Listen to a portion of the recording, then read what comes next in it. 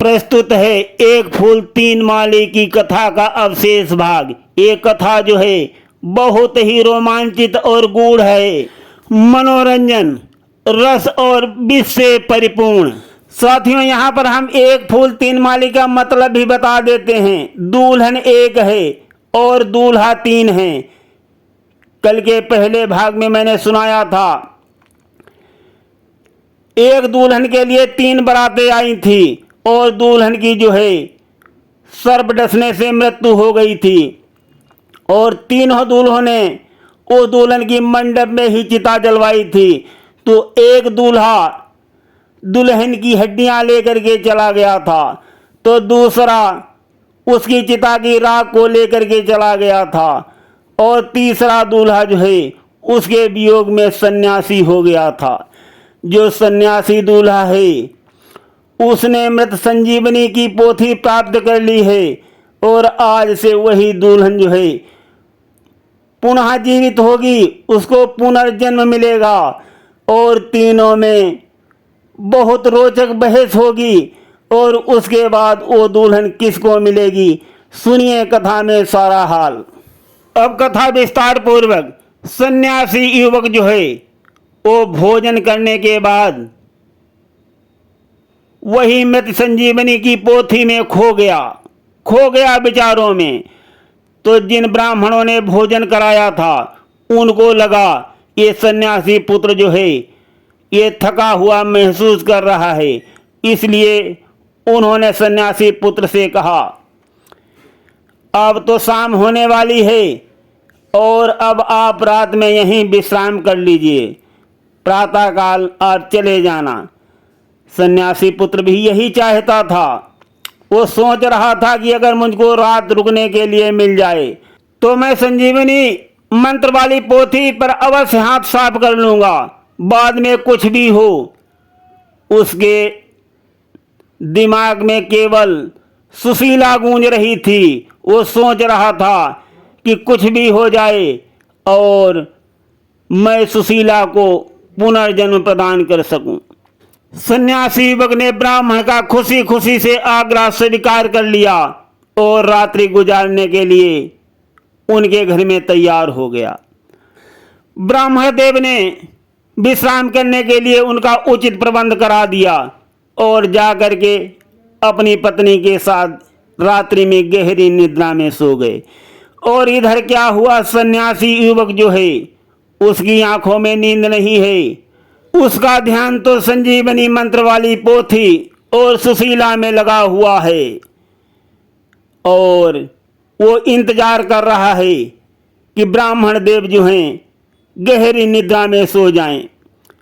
और जब वो उसको लगा कि सब लोग गहरी निद्रा में सो गए तो धीरे से उठा और उस कक्ष में गया जहां बक्से में पोथी रखी हुई थी और उसने पोथी को उठा लिया और रातों रात घर से निकल पड़ा। उसने जो मंत्र पढ़ते हुए ब्राह्मण देव को सुना था उसे उसने उस पोथी में खोज लिया और अब उसके मन में यही चाह उठ रही थी कि सुशीला को जीवित करके वो संजीवनी विद्या का प्रमाण का फल भी प्राप्त कर सके। और यही सोच करके वो संजीवनी मंत्र वाली पोथी को लेकर के अपने आश्रम पर आ गया और अब उसको आवश्यकता हो रही थी कि जो दूल्हा हड्डी लेकर के गया था और जो उसकी राख को लेकर के गया था, क्योंकि बिना हड्डी और राख के लाए हुए संजीवनी मंत्र का प्रयोग किस पर करेगा। उसने बहुत प्रयत्न करके उन अपने दोनों साथी दूल्हों को भी ढूंढा। पहले एक मिला तो उसने दूसरे का भी पता बताया। तो जो दूल्हा हड्डी लेकर के गया था वो सुशीला की हड्डी को लेकर के आया और जो दूल्हा राख को लेकर के गया था वो भी पोटली में बांध करके राख को ले आया। हड्डी वाले ने हड्डी बिछा दी और राख वाले दूल्हे ने उस पे राख बिछा दी और उसके बाद सन्यासी पुत्र दूल्हा जो है उसने पोथी निकाली और संजीवनी मंत्र को पढ़ा और सुशीला के अंदर प्राण फूंक दिए। सुशीला उठ करके बैठ गई। उसको ऐसा लग रहा था कि जैसे वो गहरी निद्रा में सो करके जगी हो, और चारों तरफ अपने देखा तो उसके सामने तीनों दूल्हे खड़े थे। वो तीनों भी बहुत प्रसन्न हुए और सुशीला भी बहुत प्रसन्न हुई।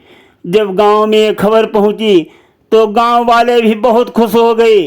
उसके माता पिता भाई सब दौड़ करके आ गए और सुशीला को गले से लगा लिया। सारा गांव अचंभे की नज़र से सुशीला को देख रहा था। और जब सुशीला को पुनर्जन्म मिल गया तब तीनों दूल्हों में बहस छिड़ गई। वो अपनी अपनी तर्क प्रस्तुत करने लगे कि सुशीला मेरी होनी चाहिए, मेरे साथ सुशीला का विवाह होना चाहिए। तो जिसने सुशीला के अंदर प्राण फूंके थे, देवदत्त सन्यासी दूल्हा, वो बोला कि अगर मैं जीवित न करता तो सुशीला को जीवन कहाँ से मिलता, इसलिए सुशीला के ऊपर सबसे अधिक मेरा अधिकार है और सुशीला को मेरे साथ ही विवाह करना चाहिए। हड्डी वाला दूल्हा बोला ये सुन करके कहने लगा, अगर जो मैंने हड्डियां संभाल के न रखी होती तो तुम्हारी ये पोथी व्यर्थ हो जाती। तुम कैसे सुशीला के प्राण फूंक सकते थे? और ये सारा करिश्मा मेरे कारण हुआ है, जो मैंने बहुत ही हिसाब से आज तक सुशीला की हड्डियों को रखा और उन्हीं के सहारे मैं जीवन जिया हूँ। तो सुशीला का विवाह जो है मेरे साथ होना चाहिए। ये सुनकर के तीसरा दूल्हा बोल उठा, जो सुशीला की चिता की राख को संभाल के रखे था, बोला कि जैसे ये राख है, मैं मिट्टी में मिल गया था, मैंने अपने आप को इसी राख में मैं जीवित मिट्टी बन करके मिल गया था और मैं बहुत संभाल के रखा। और अगर इस राख को न रखा होता तो आज सुशीला कैसे जीवित हो जाती? और इसीलिए सुशीला के ऊपर सबसे ज़्यादा मेरा अधिकार है। सुशीला का विवाह मेरे साथ होना चाहिए। तीनों आपस में तर्क बितर्क करके लड़ झगड़ रहे हैं। कोई मानने को तैयार नहीं है, कोई भी सुशीला का त्याग नहीं करने को तैयार है। गांव वालों ने ये बात देखा, बहुत समझाया, परंतु तीनों में कोई राजी नहीं हुआ और सब अपनी अपनी तरफ ही सुशीला को खींचना चाहते थे। और इस अवसर सुशीला भी मजबूर थी, वो जयमाला नहीं डाल सकती थी, क्योंकि तीनों दूल्हों ने सुशीला के लिए एक समान ही त्याग किया था। इस कारण सुशीला भी चुप है।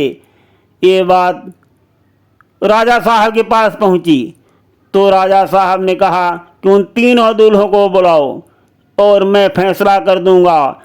तीनों दूल्हे जो हैं स्वयं ही खुशी खुशी अपना रिश्ता स्वीकार कर लेंगे। राजा की ये बात सुन करके गांव वालों को बहुत अटपटी लगी। अरे वो तो तीनों अपने अपने लिए झगड़ रहे हैं, तब कैसे खुशी खुशी अपना अपना रिश्ता स्वीकार कर लेंगे? वो तो केवल सुशीला को ही चाहते हैं। और इधर जब तीनों एक साथ महाराज के दरबार में पहुँचे तो राजा साहब ने कहा कि बारी बारी तुम लोग आ जाओ और मैं सबकी बातों को पहले सुनूंगा। जिसने पहले प्राण फूंके हों सुशीला के शरीर में, उसकी बारी होगी। ये सुन करके देवदत्त सन्यासी पुत्र जो थे वो महाराज के सामने पहुँचे और हाथ जोड़ करके बोले, महाराज, मैंने सुशीला के शरीर में प्राण फूंके हैं, इसलिए सुशीला के ऊपर सबसे अधिक अधिकार मेरा है और मेरे साथ ही सुशीला का विवाह होना चाहिए। राजा साहब बोले, ठीक कहते हो नौजवान, तुमने सुशीला के शरीर में प्राण फूंके हैं, सुशीला को जन्म दिया है और जन्मदाता क्या कहलाता है। राजा साहब की ये बात को सुनकर देवदत्त स्वयं गुणवान थे, खामोश हो गए। राजा साहब कहने लगे, जन्मदाता तो पिता कहलाता है, तो सुशीला के तो तुम पिता हो गए, क्या तुम अपनी पुत्री के साथ विवाह कर सकते हो? देवदत्त ने हाथ जोड़ लिए। सन्यासी पुत्र ने बोले, नहीं महाराज, मेरा विवाह सुशीला के साथ नहीं हो सकता है। उसके बाद सब लोगों ने तालियां बजाईं। राजा साहब का न्याय सुनकर और यज्ञदत्त को बुलाया गया, जो सुशीला की हड्डियां समेट करके जीवन बिता रहे थे। सामने पेश हुए महाराज के।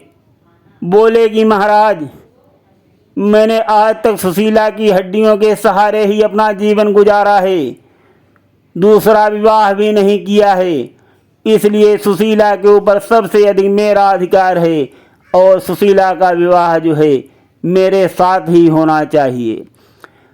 देवदत्त की बात को सुनकर राजा साहब बोले, क्या आप स्वयं भी गुणवान हो? जब माँ और बाप की मृत्यु हो जाती है तो संतान ही हड्डियों को लेकर के पिंडदान करती है, और तुम सुशीला की हड्डियां लेकर के गए थे, तो सुशीला जो है वो तुम्हारी माता हो गई। क्या तुम अपनी माता के साथ विवाह कर सकते हो? यज्ञदत्त जो हैं वो खामोश हो गए। बोले, नहीं महाराज, मेरा विवाह सुशीला के साथ में नहीं हो सकता है। उसके बाद बारी थी हरिदत्त की, जो सुशीला की राख को गठरी में बांध के अपने साथ रखे हुए थे। वो महाराज के सामने पहुँचे। बोले, महाराज, मैं सुशीला की चिता की राख को लिए हुए आज तक अपना जीवन व्यतीत करता रहा और उसी के सहारे आज भी चल रहा हूँ। महाराज बोले, सुशीला जो है निश्चित रूप से तुम्हारी है, तुमने काम भी बहुत सही किया है। जो एक पति को करना चाहिए, तो सुशीला जो है तुम्हारी ही पत्नी है। साथियों, इस प्रकार से महाराज के सामने सुशीला और हरिदत्त का विवाह हो जाता है। और एक फूल तीन माली अर्थात एक दुल्हन तीन दूल्हा की कहानी को यहीं पर विश्राम देते हैं। आगे सुनते रहिए रोचक और कल्याणकारी कथाएं गिरीश अध्यात्म ड्रीम में। धन्यवाद।